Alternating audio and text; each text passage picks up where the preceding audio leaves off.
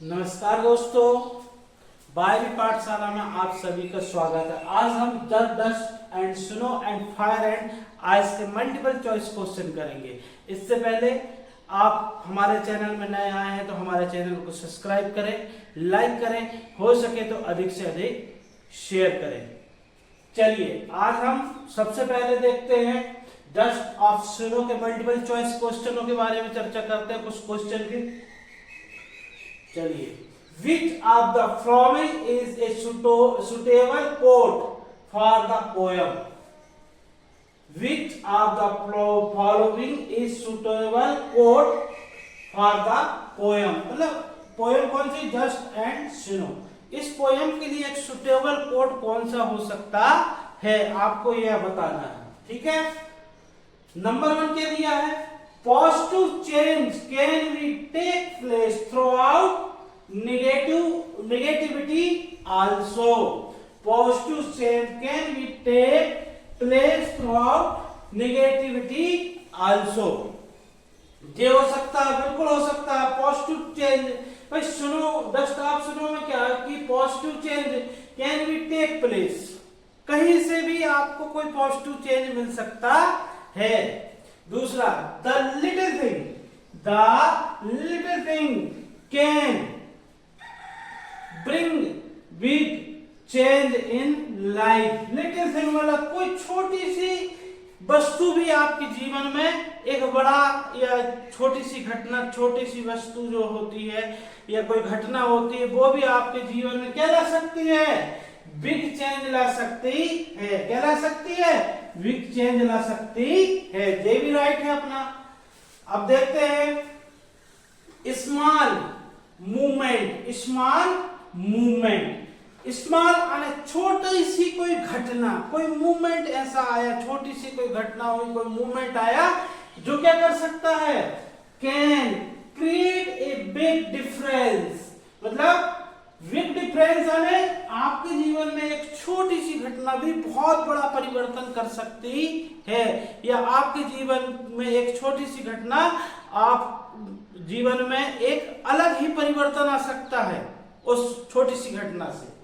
ठीक है, all of the above, इसका आंसर क्या होगा? All of the above. तीनों कोट हमारे इस पोएम के हिसाब से ठीक है। पोएम में यही तो बताया गया था कि डस्ट ऑफ स्नो में क्या था। हमारे पोएट रॉबर्ट फ्रॉस्ट एक हैमलेट ट्री के नीचे खड़े थे, वहां पर क्या आया? क्रो आया, जिसको हम क्या बोलते हैं? उनका बैड थिंग बोलते हैं। क्या बोलते हैं? बैड थिंग बोलते हैं। लेकिन उस बैड थिंग की एक छोटे से मूवमेंट, उनकी डिगाल, जैसे वो उड़ा तो डिगाल हिली और शाखाएं हिली, तो वहां से क्या हुआ?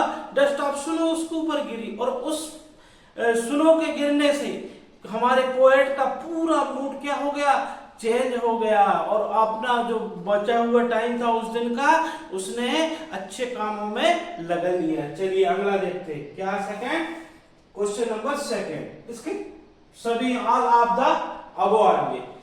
The word rude in the poem means, yes, कि आपको बताना है कि इस पोएम में जो रूड वर्ड आया, क्या आया? रूड वर्ड आया है।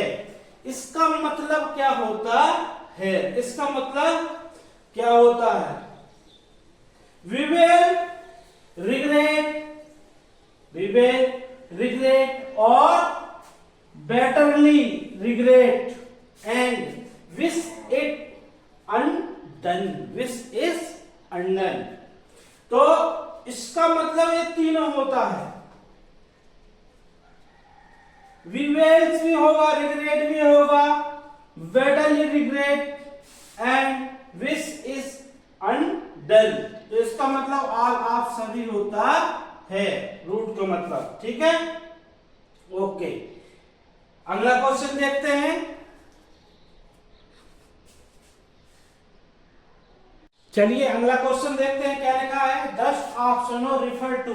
डस्ट ऑफ स्नो क्या रेफर कर रही है? किसे कहते हैं डस्ट ऑफ स्नो? स्नोफॉल को बोलते हैं, डॉट ऑन द स्नो को बोलते हैं, the fine particle of snow को बोलते हैं। तो किसको बोलते हैं? बताइए आप लोग। ए अच्छा नहीं, बी नहीं, क्या है? सी है इसका राइट आंसर। क्या है? सी है। The fine particle of flux of snow, the fine particle of flux of snow. ठीक है, इसको बोलते हैं क्या? डस्ट ऑफ स्नो रेफर करता है। Hemlock tree is, hemlock tree मतलब किस टाइप का ट्री है, इसे किस टाइप का ट्री मानते हैं? तो क्या है? पॉइजनियस ट्री है, पॉइजनियस ट्री है, सिंबल ऑफ द डेथ है, सिंबल ऑफ द डेथ है। या इनऑस्पिशियस, इनऑस्पिशियस क्या है? क्या ऑल ऑफ द वो तीनों है भाई? हेमलॉक ट्री और क्रो को इस पोयम में हमने क्या माना है? एक प्रकार की बेट थे, मालूम है? ठीक है, तो हेमलॉक ट्री तो पॉइजनियस होता है, हमें मालूम है, symbol of the dead tree होता है, और इनऑस्पिशियस भी होता है, इसलिए आंसर क्या आएगा? ऑल ऑफ द अबो, ये सभी सही हैं, इसलिए ये सभी सही हैं। नंबर तीसरा क्या है? Crow is the poem is symbol of, crow, crow को इस पोयम में किस प्रकार का सिंबल माना गया है? किस प्रकार का सिंबल माना गया है? Bad omen, bad omen, sorrow and death, या all of the above. Crow को बैड ओमेन, यही समझ में आ रहा, बैड ओमेन, हम क्रो को तो वैसे ही वो माने हैं कि भाई ये अशुभ है इस पोयम के अनुसार, तो ठीक है, तो बैड ओमेन, सॉरो, डेथ, ये तीनों ही इसको माना गया है, मतलब all of the above. Crow is the poem is symbol of the, symbol of bad omen, sorrow, death, all of the above, ये सभी होते हैं। चलिए अगला क्वेश्चन देखते हैं, चलिए अगला क्वेश्चन देखते हैं डस्ट ऑफ स्नो का। The poem show the Vrindavan power of nature, यह पोयम नेचर का कौन सा पावर शो करती है? नंबर 1 क्या है? सॉर्नफुल, सॉर्नफुल, फिर क्या है?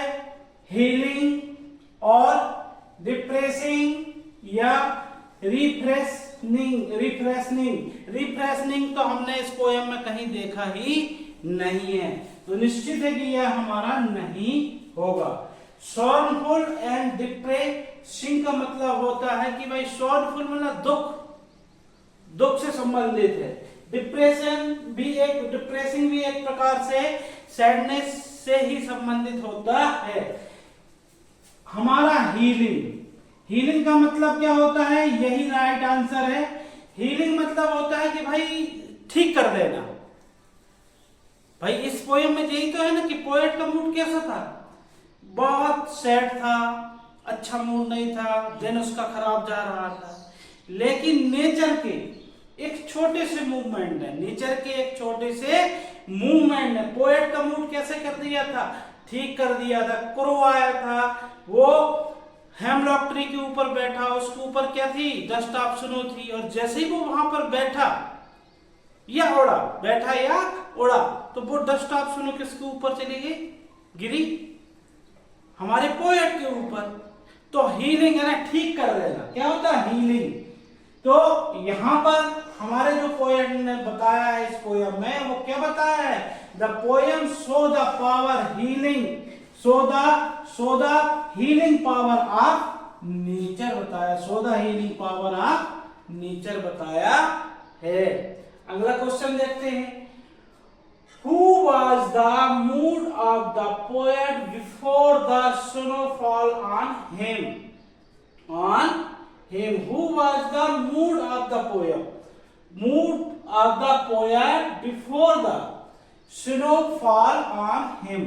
कि जब स्नोफॉल नहीं हुआ था, मतलब उसके ऊपर स्नो नहीं गिरी थी पोएट के ऊपर, उसके पहले उसका मूड कैसा था, यह पूछा गया है। कैसा मूड था? ग्लीफुल था, एक्सलरेटेड था, या डाउन हार्टेड, या फुल ऑफ विंग्स।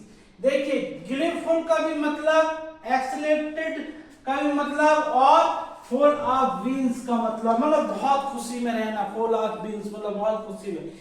ग्लीफुल भी एक हैप्पीनेस को दर्शाता है, एक्सलरेटेड भी यह हैप्पीनेस को दर्शाता है। तो आंसर क्या होगा? Down hearted. क्या होगा आंसर इसका? Down hearted. कब था हमारा poet down hearted? Who was the mood of the poet before the snow fall on him? मतलब जब उसके ऊपर स्नो नहीं गिरी थी उसके पहले कैसा था वो? डाउन हार्टेड था। कैसा था? डाउन हार्टेड था। डाउन हार्टेड का मतलब सैड, दुख, इस टाइप की चीजें आती डाउन हार्टेड। ठीक है, डाउन हार्टेड था। अगला, Who is the poet of the poem? मतलब हमारी डस्ट ऑफ स्नो का पोएट कौन है? तो एडविन रिच है क्या? क्या रॉबर्ट फ्रॉस्ट? देखिए रॉबर्ट फ्रॉस्ट यही मिल गए हमारे। रॉबर्ट फ्रॉस्ट एक अमेरिकन पोएट्स हैं। क्या है? अमेरिकन पोएट्स हैं रॉबर्ट फ्रॉस्ट। बाकी ये चारों जो नाम दिए गए हैं, बाकी तीनों नाम भी, ये भी हमारे 10th में इनकी भी के लेसन या पोयम मेंशन की गई हैं, आप पढ़िए। तो इस प्रकार डस्ट ऑफ स्नो के हमारे कुछ मल्टीपल चॉइस क्वेश्चन मैंने यहां पर आपको कराया। इसके अलावा भी बहुत सारे क्वेश्चन बन सकते हैं। जैसे आपको थोड़ा सा इसमें ध्यान रखना है कि यह पोयम डस्ट ऑफ स्नो में एंजायमेंट है, कि आपको जो फुल स्टॉप वगैरह होते हैं वो पास पास में नहीं है, बहुत दूर दूर में हुए हैं। इसके अलावा कुछ जगह इसमें एलिट्रेशन भी मिलता है और मेटाफर भी मिलेगा आपको। जो पोएटिक डिवाइस होती है, ये क्या होती है? पोएटिक्स डिवाइस होती है। ये सब चीजें मिलेंगी। और भी बहुत क्वेश्चन बन सकते हैं मल्टीपल चॉइस के इसमें। तो आप कम से कम इतने क्वेश्चन तो जरूर इनका अभ्यास कीजिए। आपसे निश्चित है कि अच्छे आंसर बनेंगे। हमारे चैनल को सब्सक्राइब करें, लाइक करें और हो सके तो अधिक से अधिक शेयर करें। वीडियो देखने के लिए आप सभी का धन्यवाद।